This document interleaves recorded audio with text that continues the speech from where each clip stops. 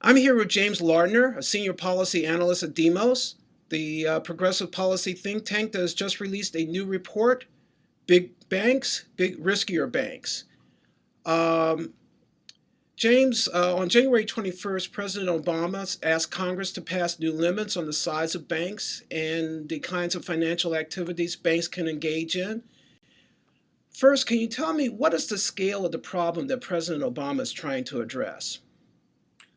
Well, there are two answers to that. And the first is a over the last 30 years answer, and the second is a what's happened in the last year answer.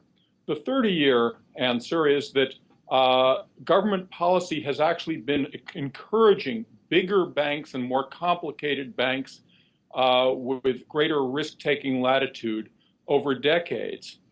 And this is widely seen as having led to the financial meltdown of late 2008.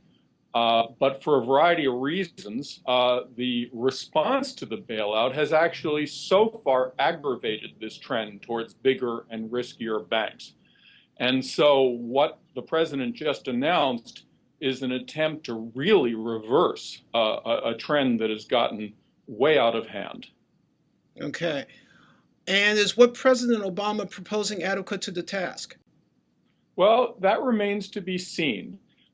He stood there with Paul Volcker, who has been speaking very strongly on this subject for quite a while now, taking a position that we should return to the basic principle of the Glass-Steagall Act of 1933, which, on the one hand, the bank reforms contained in that law and others from the New Deal era guaranteed deposits for depositors and offered certain forms of government support for commercial banks. And on the other hand, it said the institutions that get this kind of support are not to engage in wild, risky activity. It separated commercial banking from investment banking. So Obama identified himself with Volcker's position, and he said that commercial banks should not engage in what's called proprietary trading. And the world is kind of waiting to find out what proprietary trading means, as well as waiting to find out whether Congress will go along with what the president has called for. Now, if I'm reading your report correctly, the proprietary trading problem, which was created by the basically the tearing down of all of those Glass-Steagall restrictions in the 1990s, has actually gotten worse in the past year? I would say that it's simply the banks are simply back to doing, in concept, what they were doing before the bailout. That is to say, engaging in a hell of a lot of securities trading and securities packaging. That is, in fact, the source of the recovery in profits that has been seen among most of the big banks.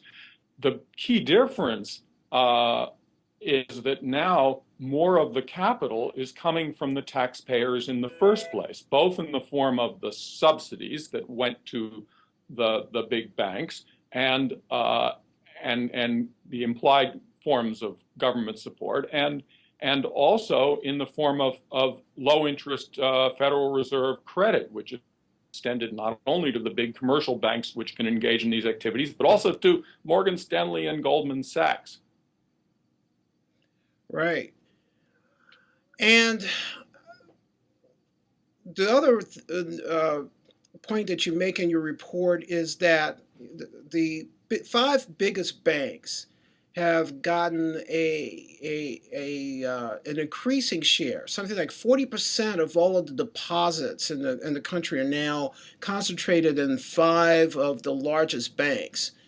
And your report points that out as a serious problem. And President Obama mentioned that as well. The concern is Secretary Tim Geithner this morning said that, while President Obama is concerned about the size of these institutions and the percentage of deposits that these five institutions have, we're not really talking about breaking these banks. We're not really talking about downsizing the banks. How much of a problem is that?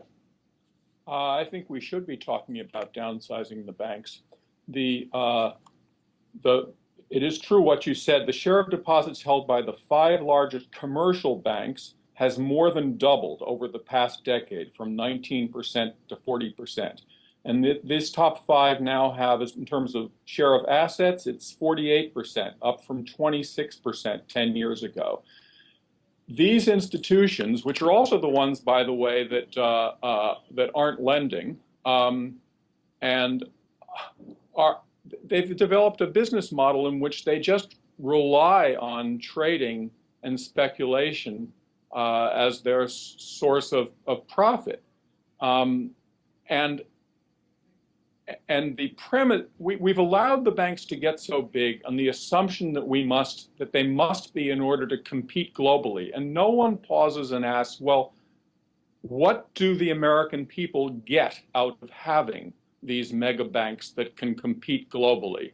There is no evidence that the American people benefit from this. In fact, the banks, the smaller banks in this country had a tradition of smaller, decentralized, simpler banks for most of its history. Smaller banks are the ones that rely on lending to businesses and to homeowners, and on which, I should say, businesses and homeowners can rely for lending. Those banks have been disadvantaged by this policy. Let me ask you one final question. As Congress moves forward to consider whether they're going to look at President Obama's ideas and also take into account some of the points you make in your report, and they're going to be confronted with millions of dollars of messaging from the banking lobby, what should ordinary people tell a member of Congress?